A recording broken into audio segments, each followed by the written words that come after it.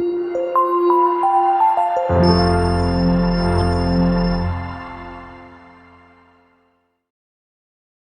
दोस्तों, CGPSC dream academy में आप सभी का स्वागत है। तो दोस्तों, जैसा कि आप जान रहे हैं, हम आपके लिए हर महीना करंट अफेयर की नया सीरीज लेकर आते हैं। इसी संदर्भ में आज हम आपके लिए लेकर आए हैं छत्तीसगढ़ समसामयिकी। ये जो समसामयिकी है 1 से 15 जुलाई 2022 तक का होगा। तो चलिए दोस्तों, शुरू करते हैं। देखिए, आज का क्वेश्चन है, ईज ऑफ डूइंग बिजनेस में छत्तीसगढ़ को आकांक्षी राज्यों की श्रेणी में कौन सा स्थान प्राप्त हुआ है। तो देखिए, इसका जो सही उत्तर हो जाएगा, यहाँ पे पहले आप जान लीजिए कि ईज ऑफ डूइंग बिजनेस में छत्तीसगढ़ को आकांक्षी राज्य में, देखिए ये क्या है, आकांक्षी राज्यों की श्रेणी में पूछ रहा है। तो आकांक्षी राज्यों की श्रेणी में कौन से स्थान प्राप्त हो रहा है, तो मैं आपको बता दूं कि यह पहली बार है ईज ऑफ डूइंग बिजनेस को, ईज ऑफ डूइंग बिजनेस की जो रिपोर्ट है, इसे 4 श्रेणी में बांटा गया है। 4 श्रेणी में इसे बांटा गया है, और ये जो 4 श्रेणी है, इसको मैं आपको बता दूं। पहला है टॉप अचीवर, टॉप अचीवर्स, और दूसरा है अचीवर्स। तीसरा यदि हम बात कर रहे हैं तो एस्पायर है, और चौथा जो है इमर्जिंग बिजनेस इकोसिस्टम। तो ये जो 4 श्रेणी में ईज ऑफ डूइंग बिजनेस को बांट दिया गया है। इससे पहले ऐसा कोई श्रेणी नहीं बना था, लेकिन यह पहली बार है जब 4 श्रेणी में गवर्नमेंट ने इसको विभाजित किया है। अब टॉप अचीवर्स का मतलब ये हो गया कि जो बिजनेस के मामले में ऐसा राज्य जो परिपक्व हो चुका है, और ऐसा समझ लीजिए कि ये विकसित राज्य है। इसमें कौन आएंगे, तो इसमें विकसित राज्य आएंगे, विकासशील राज्य आएंगे, और इसमें ये जो है आकांक्षी राज्य है ये, और ये अभी अभी जो प्रोग्रेस में है, शुरुआती चरण की बात हो जाएगा ये। ठीक है, तो इस तरह से आप ध्यान रख लेंगे, ईज ऑफ डूइंग बिजनेस को 4 श्रेणी में बांटा गया है, और इस 4 श्रेणी का एक श्रेणी है एस्पायर, यानी कि आकांक्षी राज्यों की श्रेणी। तो आकांक्षी राज्यों की श्रेणी में छत्तीसगढ़ को दूसरा स्थान प्राप्त हुआ है, इस बात को आप ध्यान में रख लेंगे। ठीक है दोस्तों, चलिए आगे देख लेते हैं इसके बारे से। और ये देखिए, आप स्टेट ऑफ प्रोग्रेस यहाँ पे द एस्पायर लिखा हुआ है। ठीक है, एस्पायर में सबसे पहला जो स्थान प्राप्त हुआ है वो असम को प्राप्त हुआ है, और दूसरा जो स्थान प्राप्त हुआ है वो है छत्तीसगढ़ को प्राप्त हुआ है।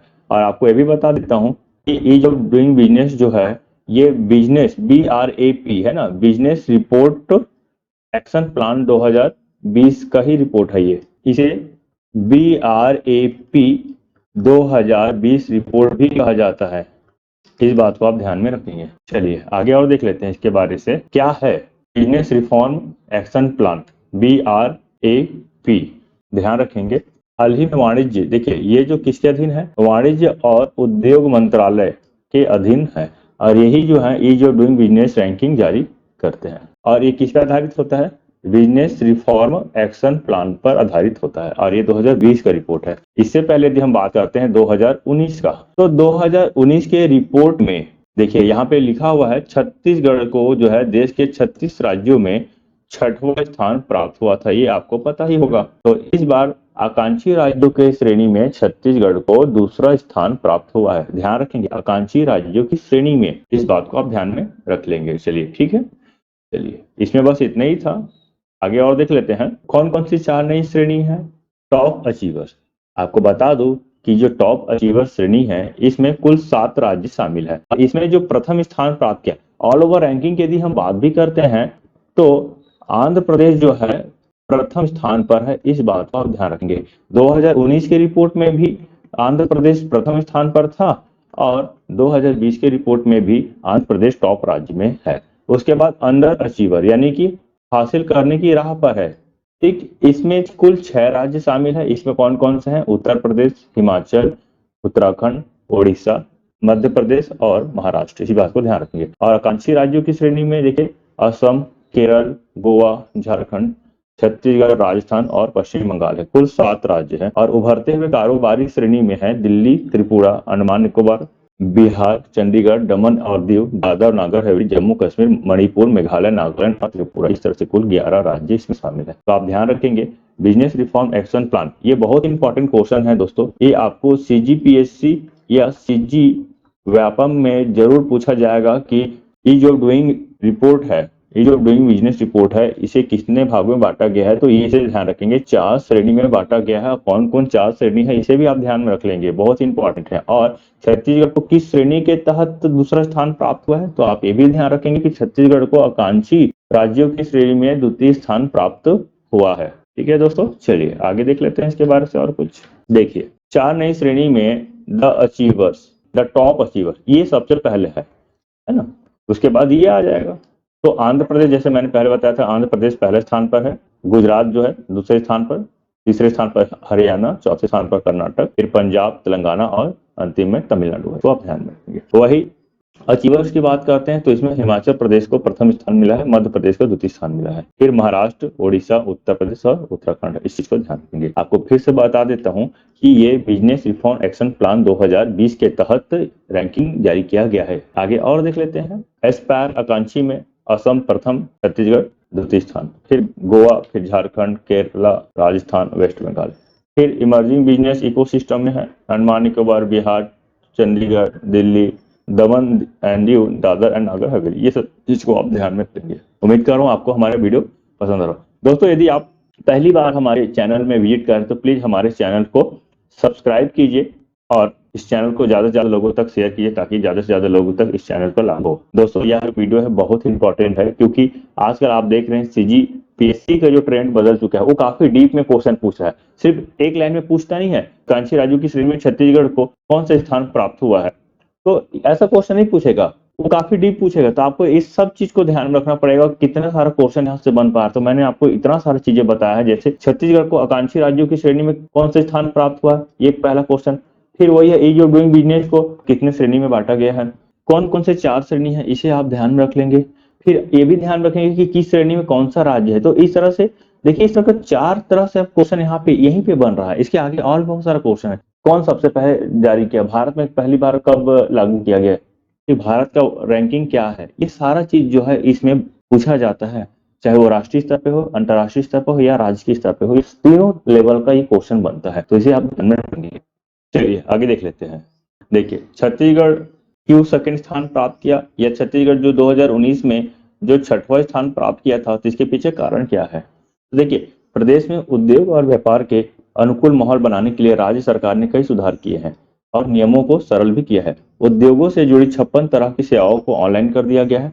औद्योगिक क्षेत्रों में जमीन आवंटन और जमीन को फ्री होल्ड करने के नियमों को सरल किया गया है। उद्योगों के लिए एकल खिड़की प्रणाली लागू की गई है। तो ये 3 पॉइंट है। देखिए एकल खिड़की प्रणाली का मतलब क्या है, सभी विभाग एक ही पॉइंट पे आ गए हैं। अब जो भी स्वीकृति प्रदान किया जाएगा, तो ऐसा नहीं कि एक दफ्तर से दूसरे दफ्तर, दूसरे दफ्तर से तीसरे दफ्तर की फाइल जाएगी, नहीं, एक ही जगह सारा फाइल का क्लियरेंस हो जाएगा। इस चीज को ध्यान रखेंगे।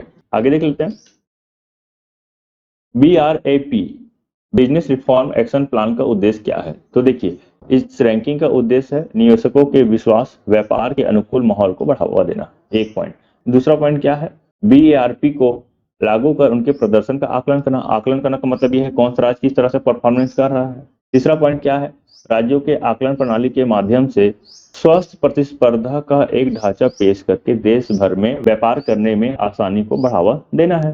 ठीक है, और आपको बता दूं कि बहुत ही इंपॉर्टेंट ये पॉइंट है, 2014 से इस रैंकिंग की शुरुआत किया गया है और अब तक कुल 5 बार इसकी रिपोर्ट जारी की गई है। देखिए CGPSC के पेपर में ऐसे ही प्रश्न बनेंगे काफी डीप। कितने बार तक अब तक रिपोर्ट जारी कर चुका गया है, तो 2022 तक कुल 5 रिपोर्ट जारी कर दिया गया है और 2014 से रैंकिंग की शुरुआत किया गया है। देखिए कब कब रैंकिंग लेकर आया है, 2015, 2016, 2017-18, 2019 और 2022 में। तो 2022 से 4 श्रेणी में ease of doing business report को लाया गया है। इससे पहले एक ही श्रेणी में था, ध्यान रखेंगे इस चीज को। आगे देख लेते हैं। अगला क्या है, business reform action plan BRAP के बारे में। इसे 2015 में लॉन्च किया गया। Ease of doing business index BRAP पर आधारित है। इसे राज्यों के बीच एक स्वस्थ प्रतिस्पर्धा को प्रोत्साहन करने के लिए प्रस्तुत किया गया कि इससे प्रत्येक राज्य में निवेश आकर्षित करने और आसानी से व्यवसाय करने में मदद मिलेगी। ठीक, तो ये ध्यान में रख लेंगे, ये भी इसके उद्देश्य में ही से एक है। आगे देखिए भारत का प्रदर्शन क्या है, अंतर्राष्ट्रीय स्तर पर भारत का प्रदर्शन क्या है।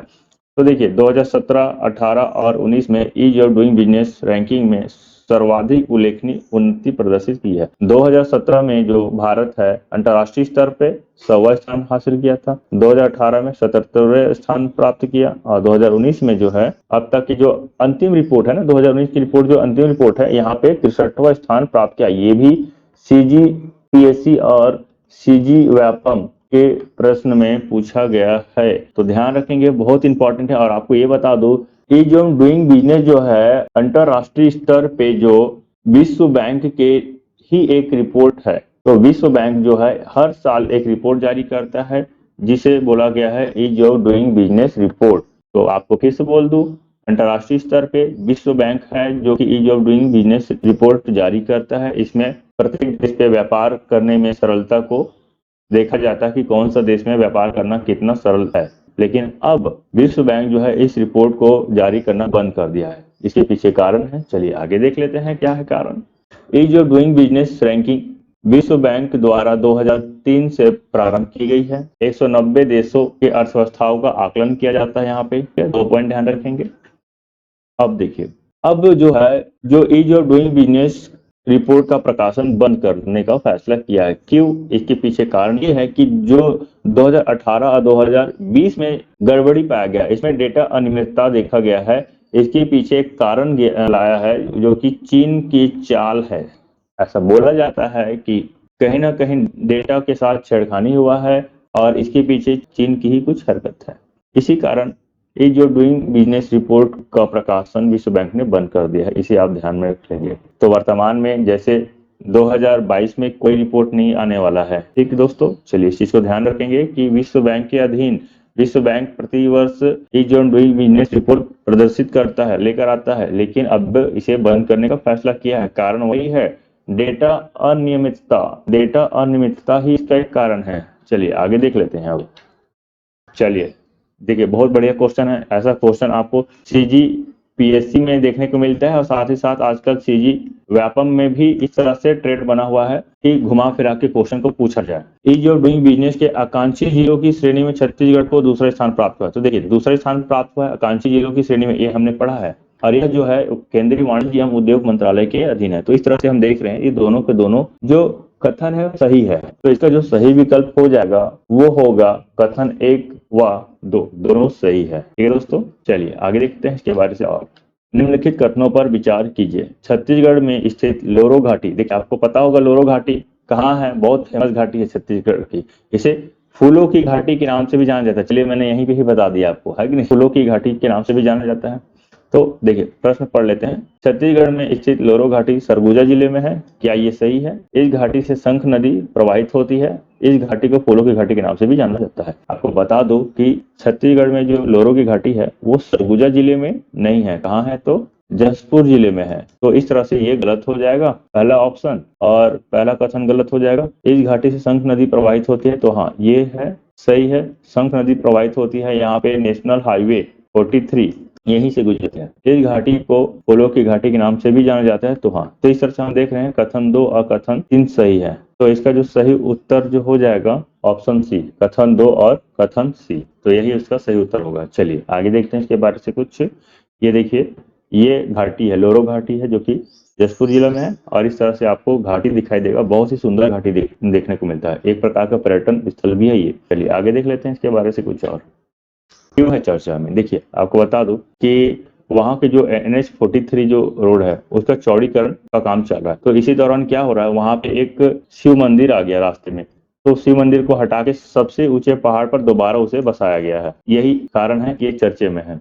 तो लोरो घाटी को फूलो घाटी के नाम से मशहूर है। यहाँ पे देखिए तापमान जो है 40 डिग्री कम रहता है और यह जो है जसपुर नगर से 15 किलोमीटर दूर झारखंड बॉर्डर पर स्थित है। बहुत ही खूबसूरत हिल स्टेशन है, इस चीज को आप ध्यान में रख लेंगे। यहाँ पे स्थित है प्राचीन झरने स्थान की शोभा बढ़ाते हैं और पर्यटकों के लिए आकर्षण का केंद्र बनते हैं। तो ध्यान रखेंगे यहाँ से शंख नदी गुजरती है, इस पॉइंट को भी आप ध्यान में रखेंगे। तो लोरो घाटी है वो जसपुर बॉर्डर के पास ही है, तो इस चीज को भी आप ध्यान रखेंगे। तो इस तरह से 4 फैक्ट है यहाँ पे, चारों को आप ध्यान में रख लेंगे। आगे देखते हैं। और देखिए फूलों की घाटी उत्तराखंड में है, तो उत्तराखंड में फूलों की घाटी है। ये देखिए नजारा क्या बेहतरीन दिख रहा है, तो इसी नाम से इसे फूलों की घाटी कहा गया है। इसे पिंडर घाटी भी कहा जाता है, इस चीज को आप ध्यान में रखेंगे। और फूलों की घाटी के नाम से नेशनल पार्क भी है उत्तराखंड में, तो इस पॉइंट को भी आप ध्यान में रखेंगे। पूछ दिया गया मान लीजिए कि फूलों की घाटी कहाँ स्थित है, किस राज्य में है, तो आप बोल सकते हैं फूलों की घाटी जो है उत्तराखंड में। या फूलों की घाटी नेशनल पार्क राष्ट्रीय उद्यान किस राज्य में है, तो ये भी उत्तराखंड राज्य में स्थित है, इस चीज को ध्यान रखें। देखिए यहाँ क्या क्या मिलेगा, उत्तरी चमोली में स्थित है ये स्थान है। यहाँ स्थानिक अल्पाइन फूल वनस्पति की विविधता के लिए जाना जाता है। और यदि बता दूं आपको, हेम तेंदुआ और कस्तूरी मृग बहुत इंपॉर्टेंट है, जो कि डेंजर जोन में है, ये जो पशु है, ठीक है। तो हिम तेंदुआ और कस्तूरी मृग यहाँ पे पाया जाता है। इसके अलावा काले भालू है, भूरे भालू है, लाल लोमड़ी है, नीली भेड़ है, ये सब यहाँ पे जानवर पाए जाते हैं। तो जैव विविधता से संपन्न है यह क्षेत्र। और हमारे छत्तीसगढ़ की बात करें तो छत्तीसगढ़ के भी लोरो घाटी जो है जैव विविधता से संपन्न है, तो इसे ध्यान रखेंगे, बहुत ही इंपॉर्टेंट। तो देखिए दोस्तों, हम आपके लिए कितना डिटेल्स में चीजें को लेकर आ रहे हैं। सिर्फ एक ही जगह पे स्थित है लोरो घाटी कहाँ से, भाई मैंने आपको लोरो घाटी के बारे से इतना सारा जानकारी दिया है जो आप एग्जाम में ये क्वेश्चन आएगा और आप 100% इसे छोड़ेंगे नहीं, तोड़ेंगे। फिर आगे देखते हैं। देखिए, हमर लैब योजना छत्तीसगढ़ के किस जिले में सर्वप्रथम प्रारंभ किया गया है, तो बता दो। सर्वप्रथम जो हमर लैब योजना जो है वो रायपुर जिला में से प्रारंभ किया गया। यहाँ के जो शासकीय अस्पताल है वहां से प्रारंभ किया गया है और ये बहुत ही फेमस हो गया है। और इसे केंद्र सरकार की जो स्वास्थ्य मंत्रालय है वहां भी इसकी सराहना की गई है। और यहाँ के मॉडल को भी केंद्र स्तर पर भी लागू करने की योजना सरकार द्वारा बनाया जा रहा है, केंद्र सरकार द्वारा बनाया जा रहा है, तो ध्यान रखेंगे। और साथ ही साथ केंद्र सरकार ही नहीं, कई राज्य भी यहाँ छत्तीसगढ़ आए हैं इस योजना को देखने के लिए, ताकि वो भी इस योजना को अपने राज्य में लागू कर सके। और आपको बता दो, हमर लैब योजना के तहत कुल 90 के जो जांच है वो निःशुल्क उपलब्ध कराया जा रहा है या कम रेट में उपलब्ध कराया जा रहा है। ये देखिए, राज्य के सभी अस्पतालों में होगी अब हमर लैब। जिला अस्पताल में कैंसर के लिए कीमोथेरेपी यूनिट, 90 प्रकार की खून जांच है ना, इसे ध्यान रखें। बीपीएल हितग्राहियों के लिए मुफ्त है ये, तो इस पॉइंट को आप ध्यान में रखेंगे। आगे देख लेते हैं, क्यों है चर्चा में। तो देखिए, राजधानी के जिला अस्पताल हमर लैब पूरे देश के लिए मॉडल बन गई है। केंद्रीय स्वास्थ्य मंत्रालय ने इसकी सराहना करते हुए केंद्रीय स्तर पर इसे लागू करने की योजना बनाई है। नई दिल्ली, राजस्थान, कर्नाटक समेत अन्य राज्यों की टीम ने इस मॉडल को अपनाने के लिए यहाँ उपलब्ध कराई जा रही सुविधाओं और कार्य प्रणाली का अध्ययन किया है। कोरोना महामारी के बीच 3 वर्ष पूर्व, देखिए कब योजना को लागू किया गया था रायपुर में, तो कोरोना महामारी के दौरान ही 3 वर्ष पूर्व विश्व स्तरीय सुविधाओं व अत्याधुनिक मशीनों के साथ हमर लैब तैयार की गई थी। तो इस चीज को आप ध्यान रखेंगे, बहुत ही इंपॉर्टेंट है।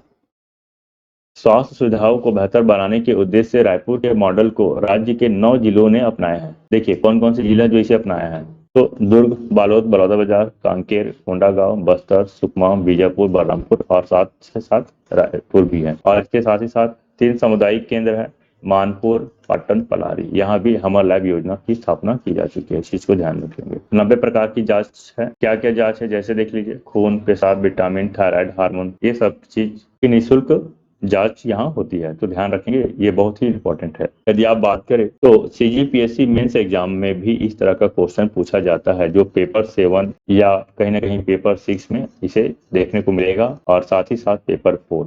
तो ये 3, पेपर 4, पेपर 6 और पेपर 7 में इस तरह से क्वेश्चन पूछा जा सकता है, तो इसके लिए आप तैयार रहिएगा। चलिए आगे देखते हैं।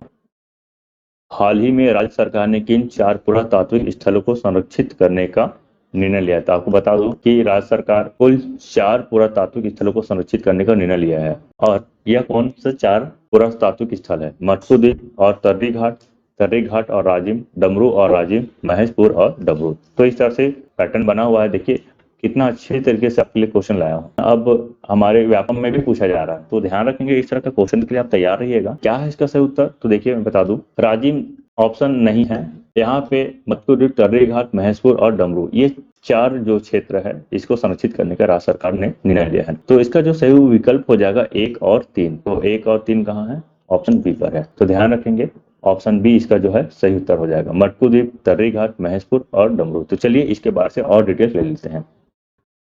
छत्तीसगढ़ में राज्य बनने के बाद पहली बार ऐतिहासिक पुरातात्विक स्मारकों के संरक्षण के लिए प्रस्ताव तैयार किया गया है। और कौन सा विभाग है? तो संस्कृति और पुरातत्व विभाग है। 4 स्मारक चिन्हित किए हैं। कौन कौन से हैं? तो मैंने आपको पहले ही बताया। इसे राज्य सरकार के पास भेजा गया है। राज्य सरकार की सहमति के बाद इन स्मारकों को आने वाले वक्त में टूरिज्म सर्किट के रूप में विकसित किया जाएगा। तो ये ध्यान रखेंगे, टूरिज्म सर्किट पेपर 6 में, सीजीपीएससी मेंस एग्जाम के पेपर 6 में ये टॉपिक है, तो ध्यान रखेंगे, बहुत इंपॉर्टेंट है। और कला और संस्कृति में तो है ही है, तो मैं आपको बता दूं बहुत इंपॉर्टेंट है, ध्यान रखेंगे। मैं जितने भी चीजों को लेकर आ रहा हूँ सिर्फ आपको करंट अफेयर की दृष्टि से नहीं, आपको हर एक डायमेंशन में मैं आपको पढ़ा रहा हूँ, ताकि आपका हर टॉपिक, इससे पूछा गया हर टॉपिक आपसे बन जाए। तो दोस्तों, यदि आप अभी भी हमारे चैनल को सब्सक्राइब नहीं किए हैं तो प्लीज सब्सक्राइब कर लीजिए, आपको इस तरह का बहुत सारा बेनिफिट मिलने वाला है। और अपने दोस्तों तक शेयर कीजिए। हम यदि आपको कुछ प्रॉब्लम होता है तो आप जरूर कमेंट कीजिए, हम कमेंट का रिप्लाई जरूर करेंगे। देखिए अगला पॉइंट देखते हैं, इससे छत्तीसगढ़ में पर्यटकों के लिए विकल्प और बढ़ जाएगा।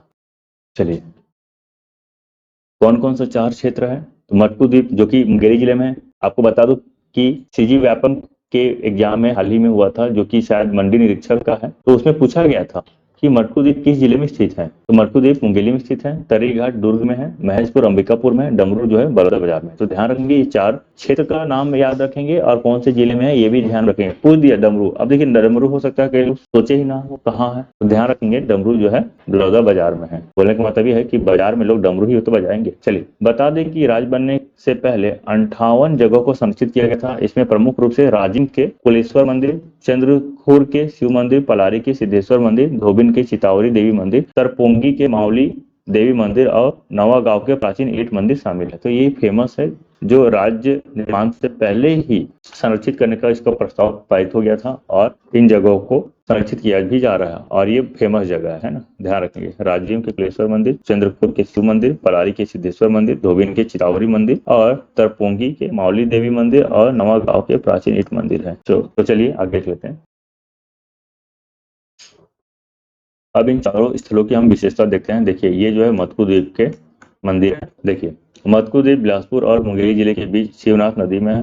यहाँ 11वीं शताब्दी के शिव मंदिर के अवशेष मिले हैं। तो ये जो है शिव मंदिर के अवशेष हैं। इसमें से एक धूमनाथेश्वर और इसके दाहिने और उत्तर दिशा में एक प्राचीन जलहरी स्थित है, जिसे पानी का निकास होता है। इस स्थान पर 2 प्राचीन शिलालेख मिले। तो ये शिलालेख भी बहुत इंपॉर्टेंट है। कौन कौन सा शिलालेख है? एक जो है 3री सदी का ब्राह्मी शिलालेख है, और दूसरा जो है संखलिपि के अक्षरों का लिखा एक शिलालेख है। एक बिना सर के पुरुष की राज प्रतिमा भी मिली है, जो 10वीं-11वीं शताब्दी ईसा की हो सकती है। मंदिरों में उमा महेश्वर, गरुड़ारूढ़, लक्ष्मी नारायण, स्पार्तलिंग प्रमुख है। तो ये वहाँ के फेमस मंदिर में से एक है, ध्यान रखेंगे। और आपको ये भी बता दूं, मटकू द्वीप को मसीही का मेला भी कहा जाता है। मटकू द्वीप को मसीही का मेला कहा जाता है, और हर वर्ष यहाँ पे ईसाई धर्म के लोगों के लिए यहाँ हर वर्ष मेला लगता है, ध्यान रखेंगे। तो ये भी एक खास बात है यहाँ पे। चलिए और आगे देखते हैं।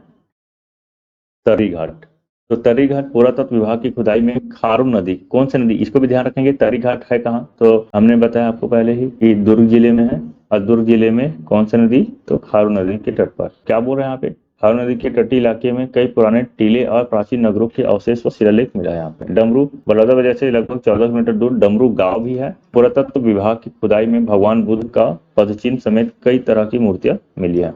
महेशपुर जो कि सरगुजा जिले में है, अंबिकापुर से 45 किलोमीटर दूर महेशपुर में मौर्यकालीन, देखिए यहाँ पे जो विशेषता है, मौर्यकालीन नाट्यशाला अभिलेख मिले हैं। यहाँ प्राचीन टीला, शैव, वैष्णव, जैन धर्म की कलाकृतियां भी मिली है। तो इस चीज को आप ध्यान रखेंगे। तो ये था चारों जगहों के बारे में डिटेल्स मैंने आपको बताया, ध्यान में रखेंगे। यहाँ से एग्जाम में क्वेश्चन पूछना तय है। आगे देखते हैं, डमरू नामक पुरातात्विक स्थल किस जिले में स्थित है? मैंने अभी बताया कि ये जो है बलौदाबाजार जिले में स्थित है। चलिए आगे और देख लेते हैं। देखिए, गोधन न्याय योजना बहुत ही चर्चे में है। गोधन न्याय योजना आपको बता दूं, गोधन न्याय योजना के तहत गौठान निर्मित किया जा रहा है, और अब तक कुल 8,408 गौठान निर्मित किए जा चुके हैं। और इसमें से क्वेश्चन में क्या पूछा जा रहा है, अब तक कितने गौठान स्वावलंबी हो चुके हैं? स्वावलंबी का मतलब ये होता है कि देखिए, राज्य सरकार गौठान निर्माण कर दी है, और आपको बता दूं कि गोधन न्याय योजना के तहत गौठानों द्वारा गोबर खरीदी किया जा रहा है। वो भी कितने रुपए में?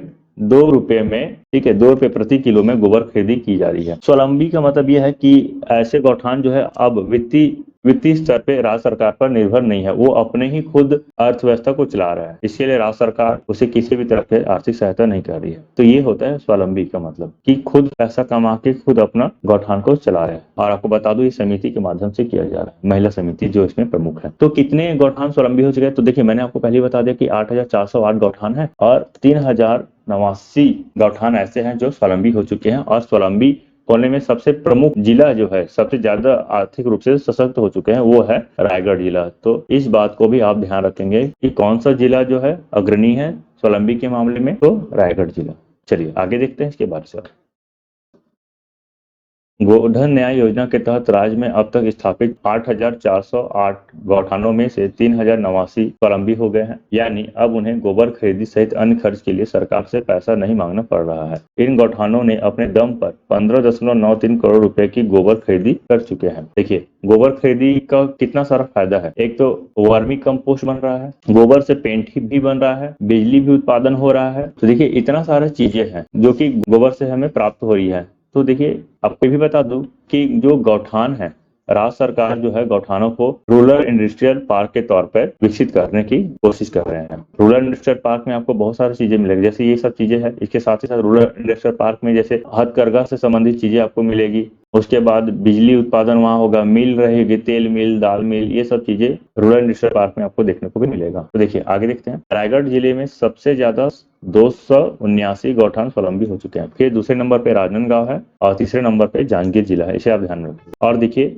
10,624 गांव में गौठान निर्माण की स्वीकृति दी जा चुकी है। देखिए इसे भी आप ध्यान में रखेंगे। तो पहला पॉइंट यहाँ पे ध्यान रखेंगे कि कितने गौठान निर्माण की स्वीकृति दी जा चुकी है, तो 10,624 गौठान है। और उसके बाद कितने निर्मित है, तो 8,408 निर्मित हो चुके हैं और उसमें से 3,089 स्वावलंबी भी हो चुके हैं। और स्वावलंबी के मामले में रायगढ़ जिला सबसे पहले स्थान पर है, फिर राजनांदगांव जिला है और फिर जांजगीर जिला है। तो इस तरह से सब चीजों को आप ध्यान में रखेंगे। चलिए और आगे देख लेते हैं। देखिए गोबर से बन रहे हैं कई उत्पाद। तो आपको बता दूं गोधन न्याय योजना जो है हरेली के दिन है ना, 2020 में हरेली के दिन 20 जुलाई 2020 को शुरुआत किया गया था। अब इसके तहत क्या हो रहा है, 2 रुपये किलो की दर से गोबर की खरीदी की जा रही है। गोबर खरीदी जो है महिला स्व सहायता समूह द्वारा किया जा रहा है और इससे vermi compost, super compost plus तैयार करने के साथ ही दिया, गमला, अगरबत्ती, गुलाल सहित अन्य सामग्री भी तैयार किया जा रहा है। तो देखिए गोबर का कितने सारे उपयोग यहाँ पे किया जा रहा है। गोबर से प्राकृतिक पेंट पुट्टी उत्पादन का भी काम रायपुर के समीप जो है हीरापुर जरवाए गौठान में शुरू कर दिया गया है। तो इतनी सारी चीजें, गोबर से बिजली, देखिए क्या क्या चीजें हैं। एक तो कंपोस्ट बनाया जा रहा है, यानी कि खाद बनाया जा रहा है। दूसरा पॉइंट क्या है, यहाँ पे जैसे दिया बन रहा है, गमला बन रहा है, उसके बाद गुलाल भी बनाया जा रहा है जो कि होली में काम आएगा खासतौर पे। फिर प्राकृतिक पेंट बन रहा है, पुट्टी बनाया जा रहा है इससे। फिर इसके बाद और देख रहे हैं हम यहाँ से बिजली बायोगैस के तहत यहाँ पे बायोगैस भी उत्पादन किया जा रहा है, बिजली भी उत्पादन किया जा रहा है। यहाँ पे बायोगैस भी हम बोल सकते हैं। तो इतने सारी चीजें जो कि गोबर से उत्पादन किया जा रहा है। तो खरीदी हो रहा है 2 रुपए में और देखिए कितने वैल्यू एडिशन हो जा रहा है। तो इस चीज को आप ध्यान में रखेंगे। मेंस में पूछा जाएगा इसका विशेषता बताइए और किस तरह से ग्रामीण अर्थव्यवस्था को मजबूती दे रहा है। तो देखिए ये सब चीज आप उसमें लिख सकते हैं। तो सीजीपीएससी के जो मेंस एग्जाम में जो क्वेश्चन पूछा जा रहा है तो उसके आधार पे देखिए कितना सारा चीजें मैंने आपको यहाँ पे बताया। तो ये सब चीज को नोट करके रख लीजिएगा। इसका पीडीएफ भी आपको मिल जाएगा। आप हमारे Telegram channel CGPSC dream academy में जाइएगा, वहां आपको मिल जाएगा। चलिए आगे और देखते हैं।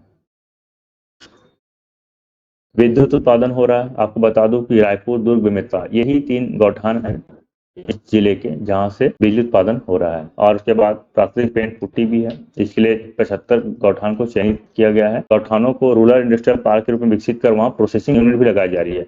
इसमें गौठानों में तेल मिल भी है, दाल मिल भी है, ये सब चीज मैं पहले ही बताया। तो ये सब चीज को आप ध्यान रखेंगे। चलिए अगला क्वेश्चन देख रहे हैं। राष्ट्रीय खाद्य सुरक्षा अधिनियम को लागू करने में छत्तीसगढ़ राज्य का देश में कौन सा स्थान है।